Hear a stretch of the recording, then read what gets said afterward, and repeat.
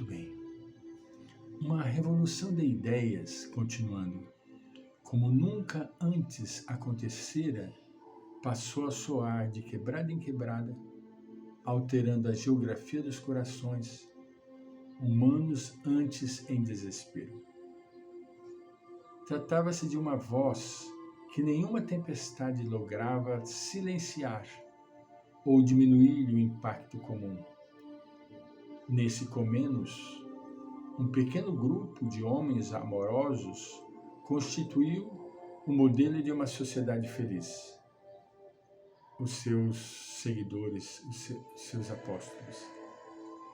A mensagem era qual lâmina aguçada, que penetrava as carnes do coração, e todos que a ouvissem não mais conseguiam permanecer indiferentes. É o que aconteceu com todos os apóstolos. Simão Bar Jonas, Simão, filho de Bar Jonas, abandona suas redes, vem comigo pescar almas para o reino dos céus. Ele abandonou. Era o sustento da casa dele. Ele abandonou para seguir o mestre gratuitamente. Mateus Levi, abandona os teus apontamentos, vem comigo contabilizar almas para o reino dos céus.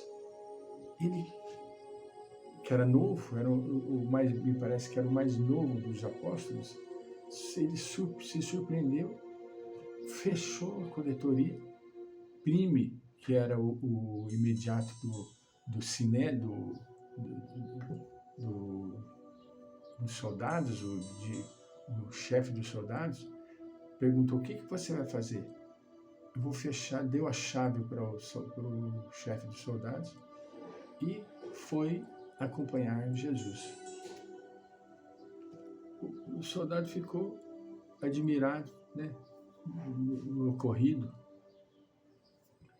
sem nenhum salário.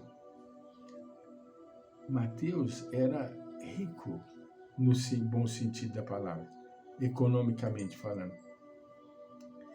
Escolheu trabalhar para Roma, envolvido por um salário altamente gratificante. Tinha uma casa muito bem equipada, muito bem montada, tinha várias vestimentas, várias sandálias. Ele era vaidoso, entende? E era o mais novo dos discípulos, não é? Isso eu passei a ver nos filmes que passou sobre a vida dos apóstolos, né? The Chosen. E isto tocou o coração das pessoas de uma tal forma que as pessoas se modificavam. Não tinha jeito da pessoa não se modificar. Ela alterava a sua própria vida, né?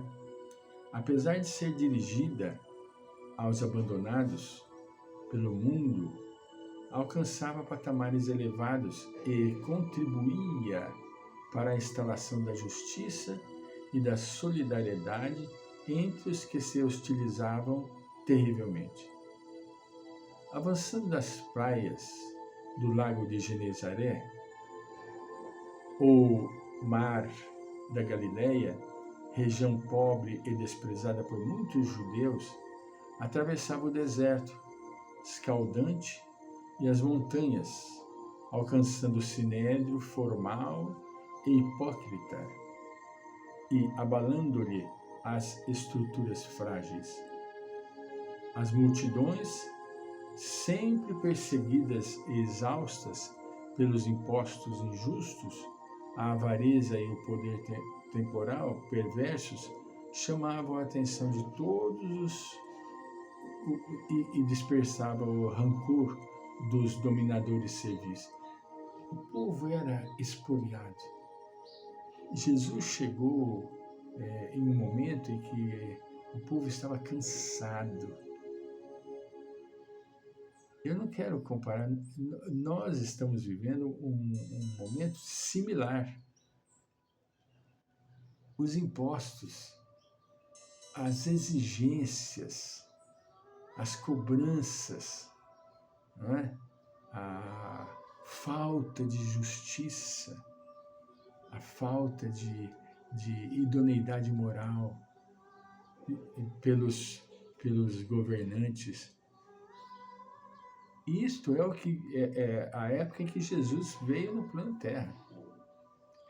É claro que nós não vamos ter a presença de um Messias, de um Salvador, mas nós já temos a sua mensagem há mais de 2000 anos e ainda não conseguimos entendê-la, não conseguimos praticá-la. Por quê? Porque nós somos pessoas extremamente embrutecidos. Somos embrutecidos e emburrecidos, que a gente não reflete. A gente deixa se dominar pelos instintos e no momento em que nós precisamos tomar atitude, uma atitude mais coerente, mais sensata, nós não conseguimos. Porque estamos envolvidos pelas nossas próprias fraquezas. Foi nessa época em que Jesus desceu no plano Terra. Ninguém ficava insensível à sua música incomparável. Quando ele fez o seu primeiro discurso, primeiro sermão, que foi considerado o maior e melhor de todos, o sermão de Corazim, o povo ficou magnetizado.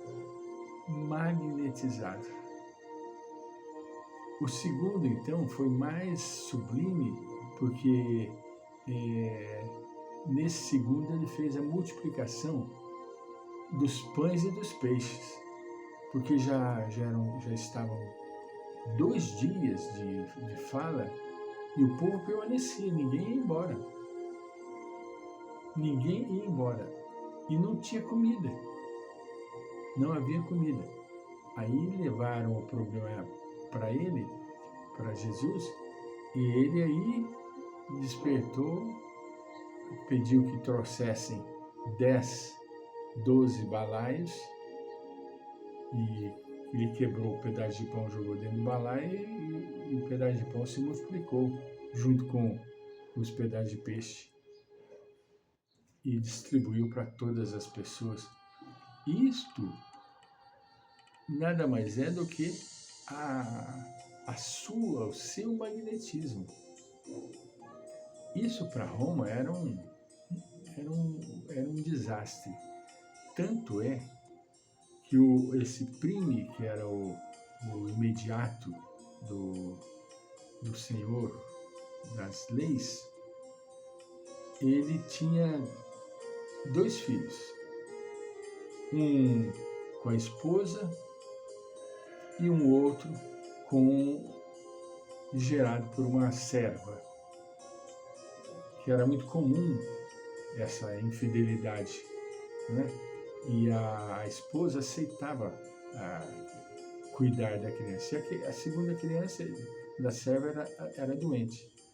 Ele tinha um maior desgosto, o Prime, com esse problema com o menino, que não tinha cura, já faziam meses que o menino estava acamado e não curava. Aí ele leva esse problema da criança, para Mateus.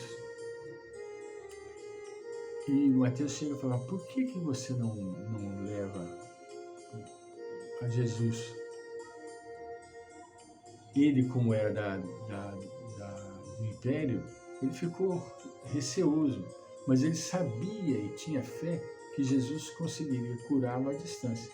Aí foi conversar com Jesus e pediu humildemente e confiantemente de que ele tinha certeza de que se Jesus quisesse, ele poderia curar o filho à distância. E dito e fez, entende? E esse soldado, esse crime, que era de alto grau no, na, no Império, com os militares, né? Como se fosse um coronel, como se fosse ele se colocou humilde, pediu para Jesus e Jesus, à distância, fez com que o menino levantasse da cama, curasse do malefício, do incômodo. Então, Jesus, ele transformou a humanidade de maneira vertiginosa. Não tinha ninguém ficava insensível, aqui como o Joana nos diz, a sua música incomparável. Ninguém, entende? Ao ser tocado por aquela melodia, a pessoa se transformava. Botaria isso.